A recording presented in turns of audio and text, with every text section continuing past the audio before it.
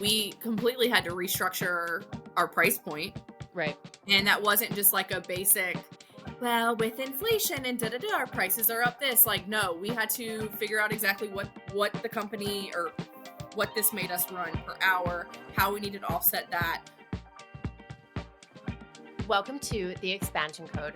I'm Heather, and I could not be more excited to finally launch this podcast. This is the space where we dive into all things business, growth, leadership, and team expansion. I am really passionate about building something bigger than myself, sharing knowledge, and creating opportunities for others to thrive.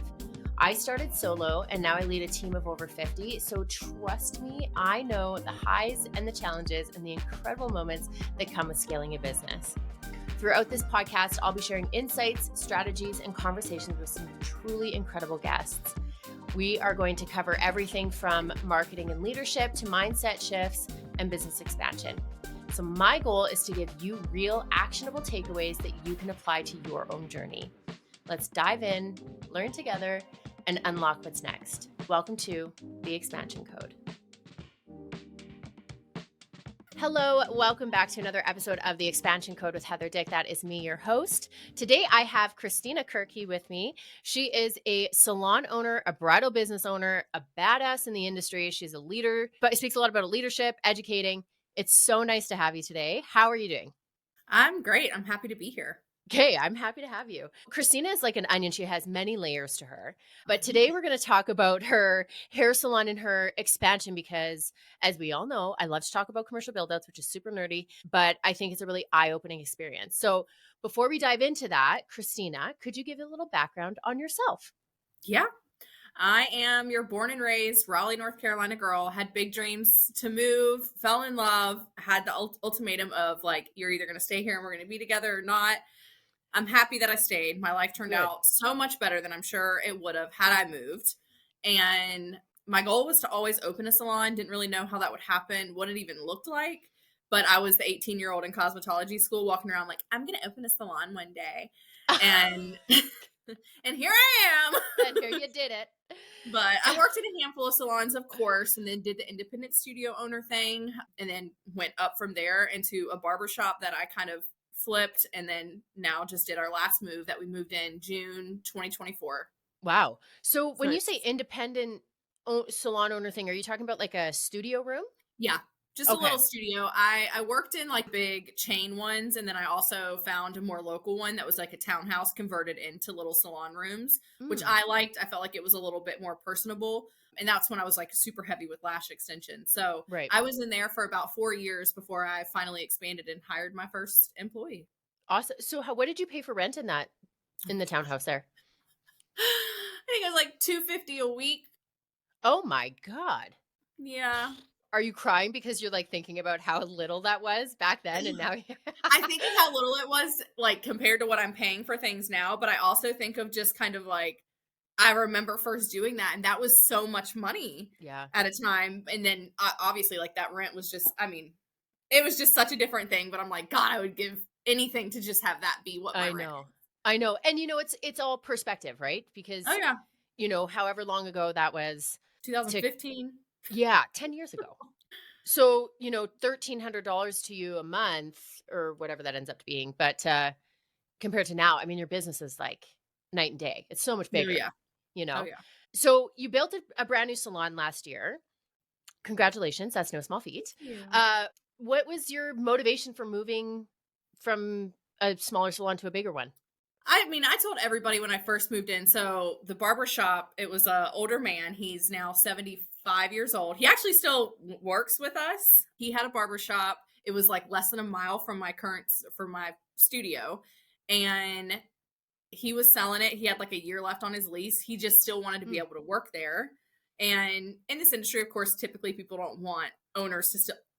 He is a 70-something-year-old man. What is he going to do? So I got that. It was 1,500 square feet. I felt like it was a great start. The price to get it was pretty low. At the time, of course, seemed like a lot, but compared to what we just spent on this build out, dirt cheap. And so it was like typical barbershop, black and white, gray, nothing to it. And I told him, I was like, you can stay here, but I'm going to change it and it's going to be pink as all get out. And he didn't care. He actually wears pink shirts. Majority of them I've bought for him, but Good for him.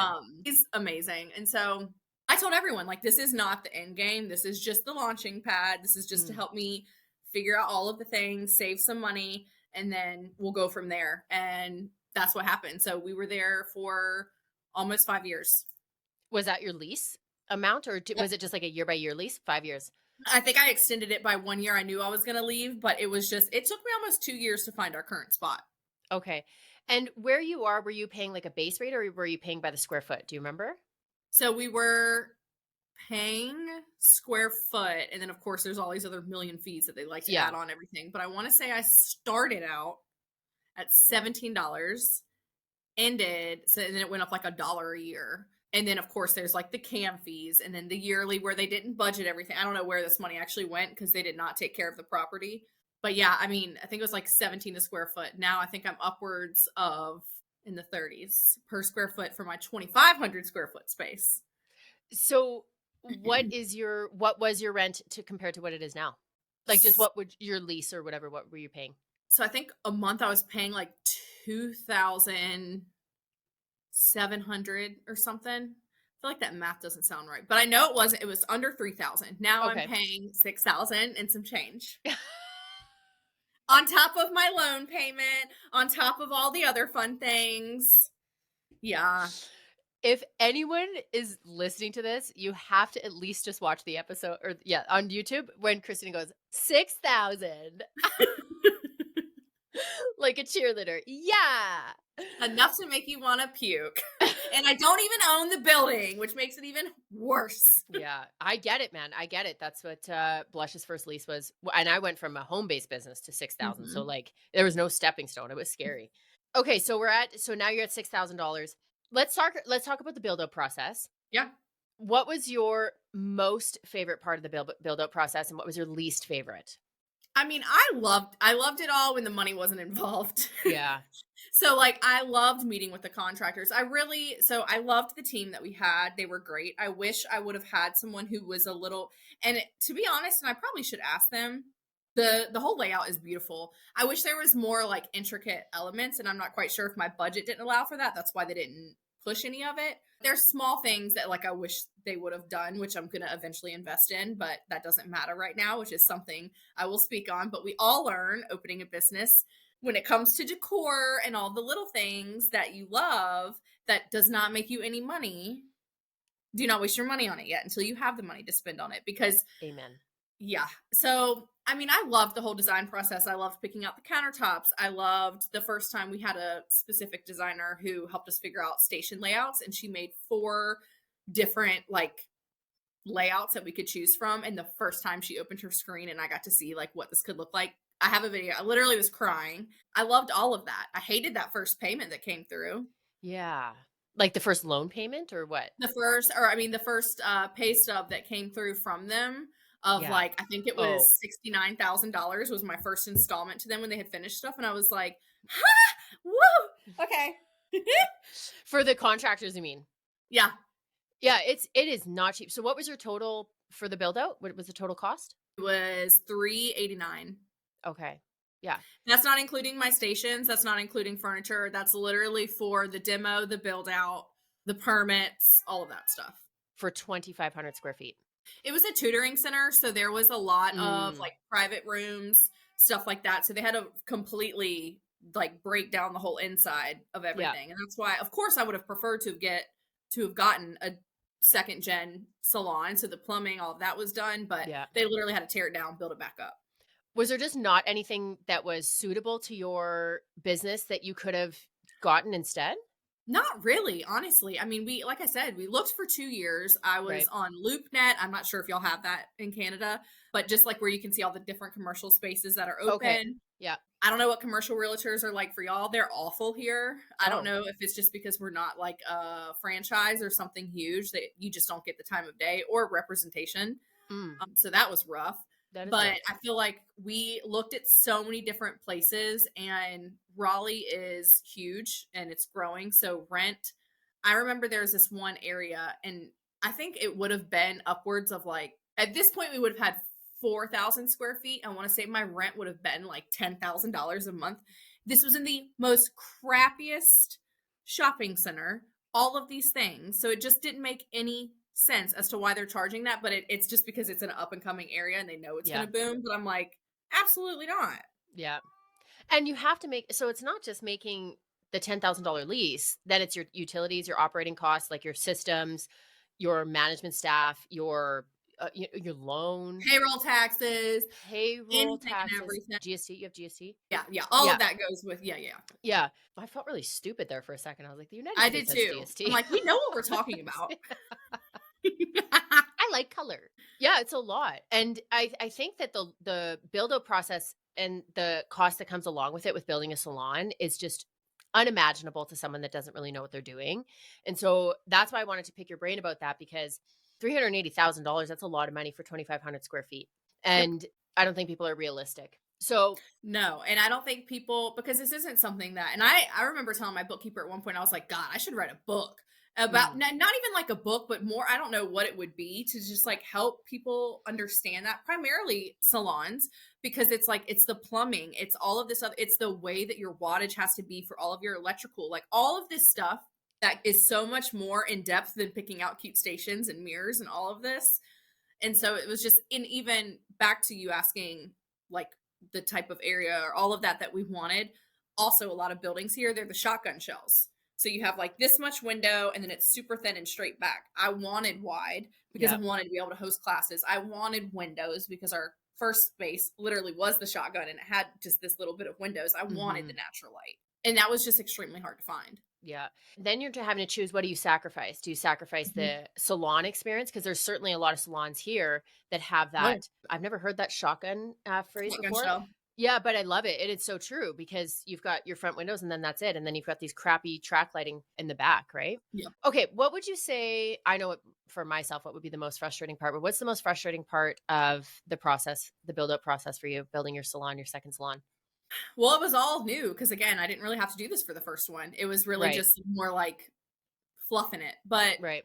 most frustrating, I think, was, this is going to sound so it was working with men who didn't understand the beauty industry and the way that Mm. things needed to be and why they needed to be that way. Mm. I mean, they were men, like they don't understand, why I needed to have the glass wall and I couldn't just make it a wall for the bridal suite because I needed the natural light to go in. Why just these lights on the mirrors aren't enough. I need to have the overhead lights and then track lights and other stuff. I think it was just kind of like I got frustrated when I felt like I knew exactly what I was talking about and they just kept looking at me like I was not dumb, but they just thought I was just being extra. And it's like, no, these things, Right. like these all actually truly do matter to how this whole space functions. Mm. So I didn't like having to explain myself when I'm the one paying the bill. Just do what I'm telling you to do. Yeah. Respectfully, I guess. Honestly, I feel the complete same way, except for not necessarily that reason, but dealing with contractors, I would say, is the most frustrating part. Not from your perspective. I have a different perspective, but mostly like, can you just show up? Like that for us, but that was challenging. I will say once demo was done, it was good. Our project manager, I still like he was amazing. He stayed there our whole first day open, which was Mm. great because our whole freaking washer flooded out from under the whole thing. Oh So God. he was there for like any small tweaks that needed to happen and was truly amazing. I think it was like after demo, it really started going, but I felt like it was pulling nails. But I think too, my freaking price tag made sure that those things were happening because they were rocking and rolling. Even when it came to the permits and stuff, Right. like those are parts of them worth every penny because I have heard nightmares of people not showing up or permits getting pushed, all of this stuff. I am very grateful to say that that was not my experience. Yeah. So do permits take a long time where you are? You just have to schedule them out quick. I know Okay. but they were doing like multiple inspections a day to make sure that this was signed off. Because again, we said we were open in June 18th. I had to flop from our old space, move everything into there. We were supposed to have 3 full days to do that. We had less than 24 hours because a permit or we failed an inspection over the most dumbest handicap sign and a handicap rail. Ugh. And so it just like messed up the whole move-in process, but I had to be out of this space. So like I truly did not have any wiggle room and I was very clear with that. And it was kind of, I do have an issue with operating on the mindset of like, this is the plan, this is going to work, fuck a plan B. I don't know if Mm. you're allowed to cuss on here, but that's where Well, you did it. we're at. You cussed. We're good. You're all good. So you're okay. I have a couple questions. What was the problem that you didn't pass the inspection? Because people, that's another thing people don't talk about. Literally, our restroom sign just said restroom. Like it was a basic one. Like, now they're upgraded and cute and pink, but it didn't have the wheelchair person on it. Oh, It just had the man and the woman, not the wheelchair. So we needed to have that. And then we didn't, I don't think they put back the side rail beside that toilet. Like we have two oh, bathrooms, but both are more than handicap capable. I think it was like the back bar that goes behind the toilet. But just, I mean, primarily it was because of the sign. So he had to go get that sign, put it up, wait for him to come back. And he just kept pushing his time for when he was going to come back and check it. And I'm yeah. like, and then we were told we couldn't actually just like drop off everything in the space because if we had brought all of our own personal items, they could delay it even more and make us pull them out and then come back in. Oh my Lord. Yeah. These are the things people don't talk about. Yeah. The permit, did you have to get like all the different kinds of permits? Like, is that how it is there? Building permit, electrical permit, plumbing permit? Yeah. Okay. Fire. Yeah. All of the things. And so those of you who are thinking of building a salon, plan that in there because those are big delays, but they're, important if you don't have a project manager. Well, and even with like your shampoo bowls, like you have to have like certain backflows set up. You have to have a certain, not remember the name of it, but like some type of catcher for certain things with your backflow. There's weird things that you have to have that, like, if you were to just jump on Minerva or wherever you want to buy your shampoo bowl, it's not included. You have to buy that on top of the shampoo bowl, and you have to have that to pass your inspection. Yeah. So do your research, people, when you're opening a Mm-hmm. salon. Do your research on what you need so you don't have these things happen. Yeah. If you had some advice for someone that was going to build their dream salon, what would be your advice? Don't do it. Just kidding. No, I would definitely. I'm a do it. I think like the most basic advice that everyone gives. It's always going to be more than what you think it's going to be. Yeah. Again, I can't tell someone it's going to take longer than you think because mine did end up on time. Certain things took longer, but it still ended up leveling out for me. But I think when it comes to the funding, like I wish I would have done more research into like grants and other things to kind of help with the in between. So, like for me, I got a tenant allowance. I don't know if they like how Yep. that works for y'all Yep. there, Yep. We do. but I know that I signed a 10-year lease Mm. specifically because salons are not taken seriously. A lot of places don't want to sign them because they close in 3 years, 4 years, Right. 5 years. And like, it's a lot of work to get a salon in there. So unless they get another one, then that person coming in has to pay a lot of money to change it over. Right. I wanted these landlords to know that I'm serious. I'm going to be here. I'm not going to invest all of this money. However, this place needs a massive facelift. So I want money from you. I did get 100,000 from Good. them, That's excellent. but I did not know, or I did not read properly, which was probably the case. I didn't know that I wasn't just going to get that 100,000 up front for them. Yeah. It got paid in installments depending on what my contractor submitted of the work that was done. And then that is the installment I would get from them. And so Okay. it's not like I just had this upfront money. My loan money had to already kick in. I already had to have all of my own personal money kicked in. And I don't come from a family filled with money. So it's not like I had, any of that happening. So there was stuff that I guess I either didn't pay attention to or didn't know. And like I said, that first installment was $69,000. Holy shit. And I'm like calling my landlord. I'm like, where's this $100,000? And they're like, girl, you don't get it yet. Yeah. I was like, oh, this is so awkward for me. Yeah. So actually the way they do it here, I guess it depends on the building manager, owner, like all of this. There's a lot of different variables to take into place. But with our build outs, we don't get the money at all until after the build out. Everything has been completed. There's certifications of completion, substantial completion. The contractor signs off and says everyone's been paid. Mm-hmm. And permits been passed, licensing, all that stuff. And then 30 days after that, 30 days after you've been open, occupying all of that, then you get your $100,000 check. Yeah, that's what happened for our last installment. We had to wait for like all the certificate, the COI, all of that stuff. Yeah. Yeah. So those of you working it doesn't matter. It's all particular, but that's great advice, Christina, because I think that if you're getting $100,000 TI, that's excellent. But like, when do you get it? Do you need to front this money? How are you fronting this money? Are you paying cash? Are you taking a loan? Do you have a line of credit? Because a line of credit for $350,000, that's a lot of dough. It is. And I put all my eggs in one basket with one bank because I was going to try to do an SBA loan, longer payoff, which is lesser or like lower payments, all of these things, had all my eggs in that basket. and then was told that I was not a risk they were willing to take. And I Oh, spent like almost 2 months with them for this mm. and like thought I had it in the bag. And so here we are. I signed my lease actually before I had the money. That was so an awkward dinner conversation for me and my husband. So, did a thing I just today. like I will never forget him like leaning down to take the bite, and he was like, "How the hell did you sign a lease and you don't even have the money?" And you're like, I'm just gonna figure it out. Namaste. I'm a pray. Okay, we need to take a little break because, shocker, this podcast is brought to you by my flagship company, Blush, and I need to give a shout out. So, not only does Blush sponsor my lavish lifestyle, it also sponsors this podcast. Shouts. If you know me, you know that I do not play around when it comes to beauty and self care, and that's why Blush is your one stop shop for looking and feeling your best. We genuinely do it all: hair, makeup, nails, massage, tattoo, medi spa. Basically, if it makes you feel like a goddess, we probably offer it. So, whether you're looking for a fresh balayage or a relaxing massage or a little of that I woke up like this glow, we've got the experts to make it happen. Think of it as self care, but with a little extra love, sunshine, and family. And actually, with our most recent expansion, we now have a private gym, physiotherapy, chiropractic services, and a lot more to help your body. So, if you are ready to treat yourself, book an appointment at Blush Artistry because let's be honest, life's too short for bad hair and uneven eyeliner. You can find us at blush-artistry.ca or over on Instagram at blushartistrymua. Back to the episode.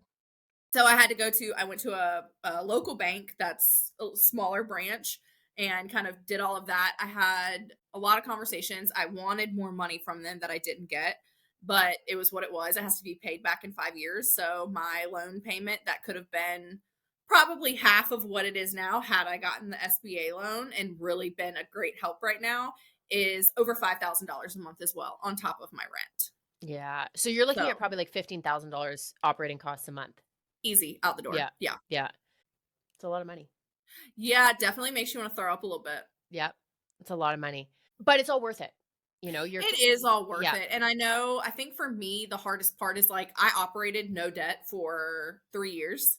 So, yeah, like, of course, I had to take out a loan for when I got the barbershop and all of the things, but that was a $40,000 loan. yeah, And I had that all paid off. And so I felt like at that point, I was like, big money. yeah, Everything was good. And so, and I hate debt. I have a weird relationship with money and feeling like I owe people or any of this, which it's a bank. That's what they're there for. 100%. But it ruins my cash flow. Yeah, And so this is not only the most debt I've ever been in, like my house is on the line for this as well. Like I went full throttle in on this dream and it will pay off, but it's definitely I'm fully in that season even though we're a year in. I'm the happiest I've been and still the most like gut punch disgusted when I lay in bed at night. That's the type of things that I'm just like it's the first of the month. We got 15,000 going out and then we got payroll taxes. We got this. yeah, yeah. So, have there ever been months where you're like, oh my God, I don't know if this is going to make it? Or has it always Yeah. been quite comfortable? Yeah. No, it was comfortable until honestly, these last few months have gotten hard. And then like, I mean, I've had my bookkeeper call me to tell me like, hey, you need to take yourself off payroll this run Mm, so that we can make payroll and payroll taxes because it all flooded at the same time. And like, we've had to tweak how we do our inventory when we send that in to make sure that the cash flow is right. Because it's like, it's not that and my company is healthy. Like, it's not in yeah, the negative. It's just the debt that keeps eating everything up. And yeah, of course, I had 2 credit cards like on top behind of all this stuff that were hmm, paid off every month that now have a higher interest rate because there's more yeah, on it, all of these things. I feel like this year has been a very interesting year financially. I've invested a lot for us to try to like it's a long game for how hmm, we're doing things with education and doing all this. So I knew it wasn't going to be a lot of money in the bank first, but it's also like but it takes money to do things. So I'm like in the hole pretty nasty. yeah. Is there anything new that you implemented in your salon or your business in order to like offset the cash debt that you have? I mean, we completely had to restructure our price point, Right. and that wasn't just like a basic, well, with inflation and da da da, our prices are up this. Like, no, we had to figure out exactly what the company or what this made us run per hour, how we needed to offset that. We opened up, so we went from 3 levels to 10 levels for in salon. Oh, So we have wow. all different price points. Yeah.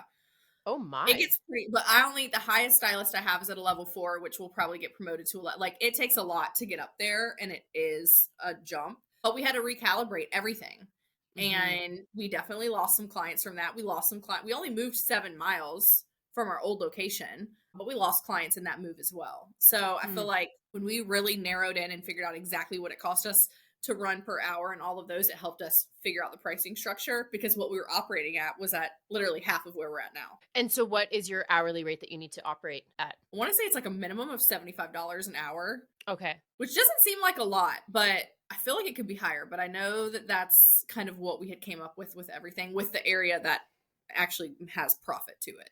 And is that like gross or profit? Like you need to make $75 an hour, or you need to gross $75 an hour? That's not profit. Okay. That's just to have that bitch open and lights Yeah. on. Yeah. Gotcha. Okay. You're doing it. We're doing it. We're doing it. I feel like that's why I try to be really transparent on my social media, because it's like, and TikTok, I feel like, makes all these stylists feel like they can do this one thing and that. And like, these are the things that they just don't understand. Owning a studio that you don't have to pay for your electrical or any of that, versus owning a full blown salon and everything else that goes into it. It's completely different playing field. Even Completely. going from 1,500 square feet to 2,500 square feet. I feel like I went from college ball to the freaking big leagues. And Yeah. like, and I know they're still bigger than this, Yeah. but it is a completely different playing field, down to the structure that we have within the salon, the structure that we have within our stylist, the way my own manager and me had to start leading and communicating with each other, because this was a completely different caliber. Mm-hmm. How has your client experience changed though? Like, Oh, is your client? so Yeah. good. Good. I love It's, that. and again, because again, it was a barber shop. So Yeah. a lot of fluffing. It just never felt like fully like open and clean in there, no matter how much we cleaned it. Our space is very open. It's very light and bright. We get a lot of comments on, and like, again, the old space was clean, but for some reason, all people talk about is how clean my salon is. We Mm. have a whole concession bar, which is not like anything grand, but we didn't have room for that in our old location. So Right. our old location, it was like, we had snacks. If you were there for a while, we'd ask and like bring a few out for you to choose from. But like, you got rosé or water or a seasonal cocktail. Now we have a coffee bar and sodas and snacks and all of this. And so again, that's an expense. But we have clients that are sitting with us, anywhere from 2 hours up to 5 hours, depending if they're getting a full color and extension install and all this other stuff. The way that we do new clients, like, we have a custom setup for them on our stations with a little gift. Just so many Ooh. different things, that the whole experience, down to the platform that we switched, like our processing server that we switched to, the way that it caters to them on certain things. There's a lot that we've done that we are worth it. And I know that a lot of them know that. We, of course, have had pushback from certain people, which understandable. Everything's expensive now. I don't know what to tell you. Yeah. Yeah. And it's perspective. Yeah. $20 could be expensive to me and it could be nothing to you. So I think Yeah. that's, and it's not our job. I hear my stylist say this all the time. It's not our job to spend our clients' money. It's their job. Mhm. So we set our prices, we know our value, and they can determine whether it's worth it or not. Exactly. What does this next year look like for you now that you've been open a year now? Mm-hmm. Is there anything you're going to do differently? Anything you're going to change? Or are you just going to like ride it out, just continue paying that loan? Definitely rocking on paying that loan. We do not have all of our chairs filled. So that's been a hard thing too. And I think why the money's gotten tighter. So like, when we first Right. expanded, all of our chairs were filled and then some.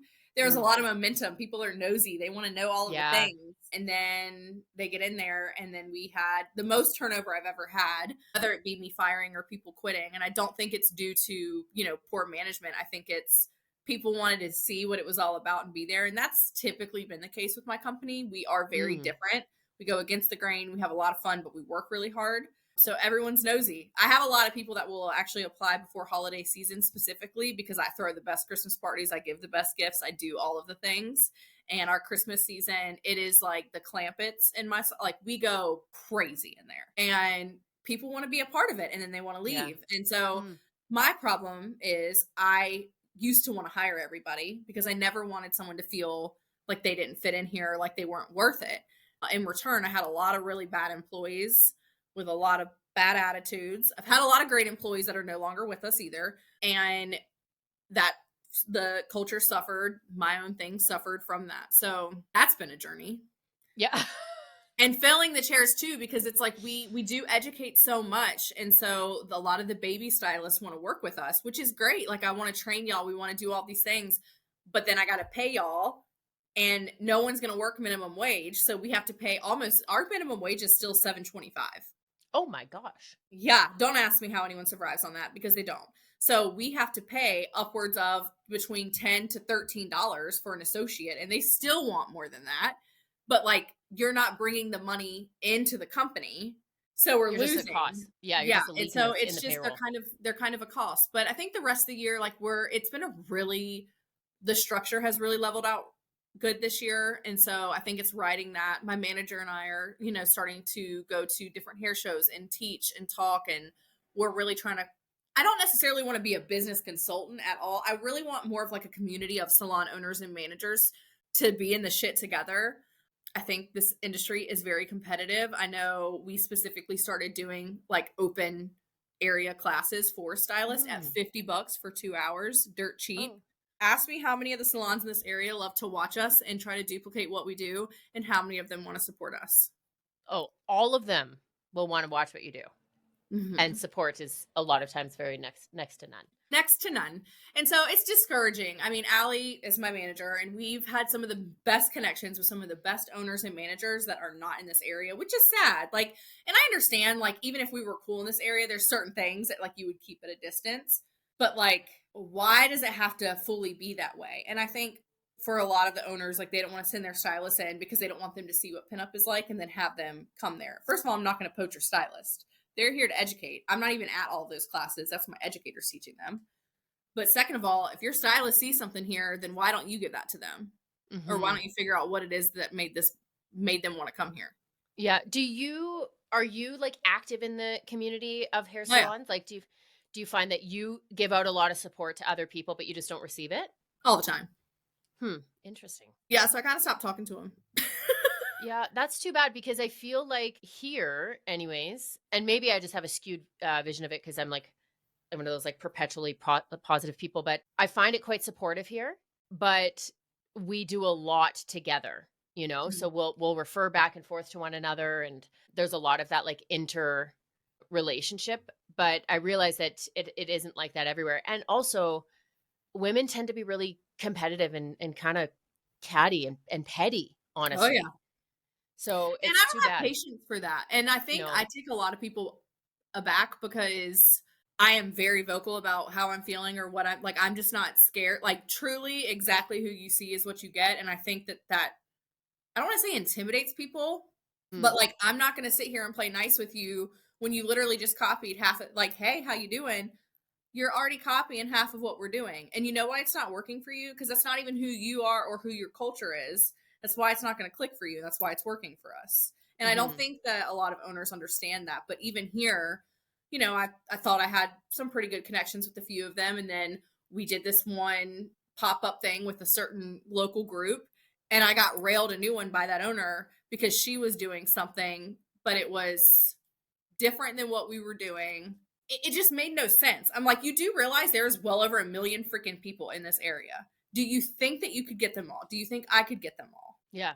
I paid to be a part of this just like you paid to be a part of this. So do focus on your little session with them, and I'm going to pop off on ours. Yeah. And water your own grass, man. I think that like I think Yeah. that's why our community does so well is because if they are in a really competitive mindset, they won't realize how limiting it is, but the people Mhm. that aren't in that competitive mindset realize how much you flourish when you like work together. And I mean, if I'm turning away business and I can give it to you and vice versa, we both win. So when we're both winning in this sector, everyone's getting paid. And that's what we want. I think people want to see you do good until you start doing better than them. And I think that's what happened with me is like I was a little dog for a while. And then through the move and other stuff, the people that would talk to me and support me when I was smaller than them didn't want to fuck with me anymore. And Mm. it's just kind of like, I'm not better than you. Honestly, I'm drowning over here. You could throw me the lifeboat at this point. But all right, thanks for nothing, I guess. Like, it's sad. So I have a lot of great salon owner friends, but they're not in this area. Yeah. Yeah, that's too bad. I'm sorry to hear that. And if your friends are listening, you guys should be better. It's you support one another. That's what we all say, but Yeah. You are. Okay, so I'm going to do a rapid fire round. I'd love to do these at the end of the episode. This was awesome. Thank you for being so honest about your build out stage. I've been really honest. I've cried on these podcasts talking about, I'll share with you over the last expansion, I paid cash. I wasn't really expecting to do it. It was double the budget. And there were weeks when I was like, I don't know if I'm going to be able to pay my people. Like and I would do it and I was like, oh my God, I did it. We had enough money and we're down to like nothing. So I appreciate your honesty. It's a heavy weight to know, especially when you have regardless, anyone working for you that like you or is expecting pay from you. But like I am in charge of making sure these people can afford their livelihoods, their families, all of these things. And it's a big weight to carry. It's a massive weight to carry. It is a huge weight to carry. Yeah, I totally agree with you. Okay, here, rapid fire round. Ready? Let's do it.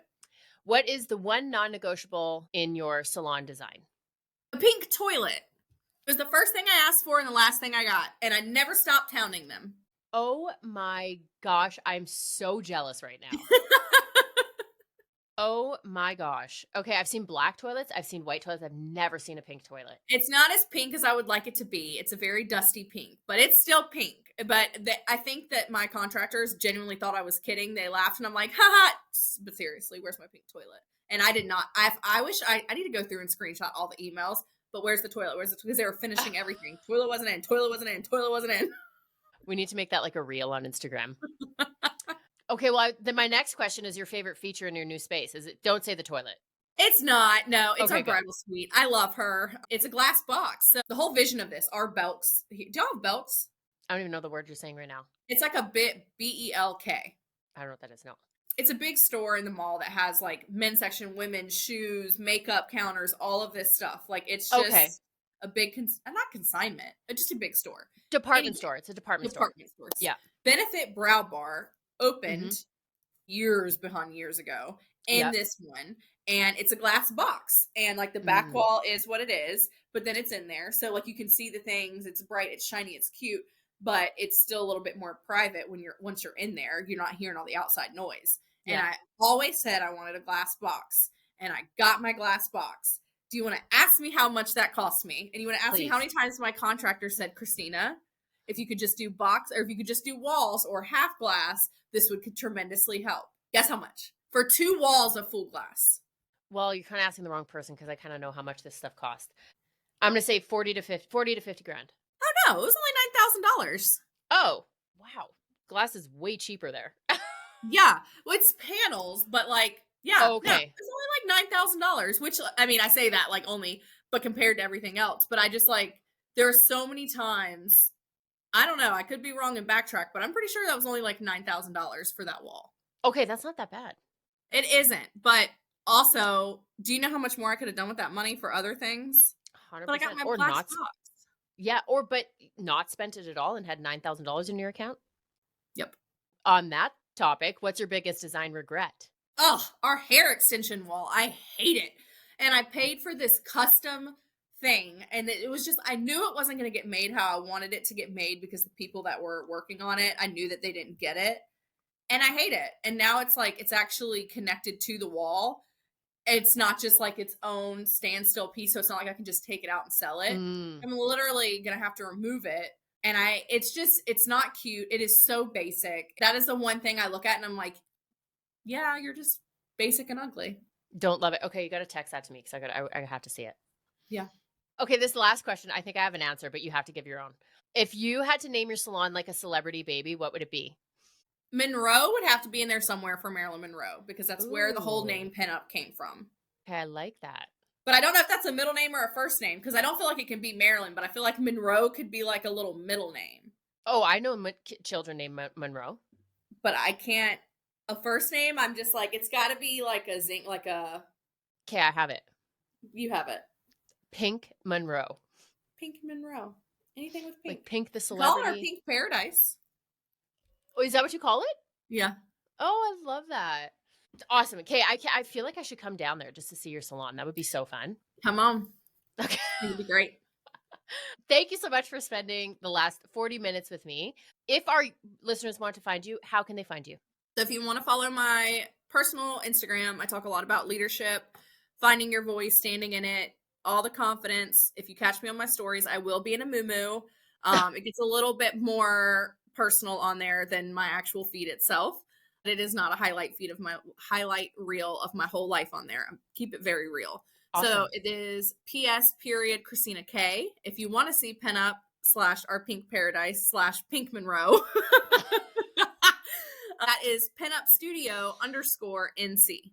Awesome. Thank you so much for sharing your knowledge and being so honest and raw with me. I really appreciate it. And I hope to see you soon. All right, another episode bites the dust. If you loved this conversation as much as I did, don't forget to hit follow, leave a review, or even send it to a friend you think would enjoy it. And because I like to keep things fun, we're always running giveaways with our amazing guests. So make sure to check out the show notes, our Instagram page, get in on the details on how to get the free stuff, because it's free and fun. And who doesn't like that? Another little disclaimer: while I love sharing advice and business wisdom, I am not your lawyer, I'm not your accountant, and I'm not your fairy godmother. If you do want to be best friends, though, you can hit me up. Everything on this podcast is for educational and entertainment purposes only, so no lawsuits, okay? Thank you for hanging out with me today. If you'd like to hang out more, you can find me on Instagram at I am Heather Dick and at the Expansion Code. And all of our free resources and consulting packages are on the website, www.theexpansioncode.ca. I appreciate you being here more than you know. I will see you next time.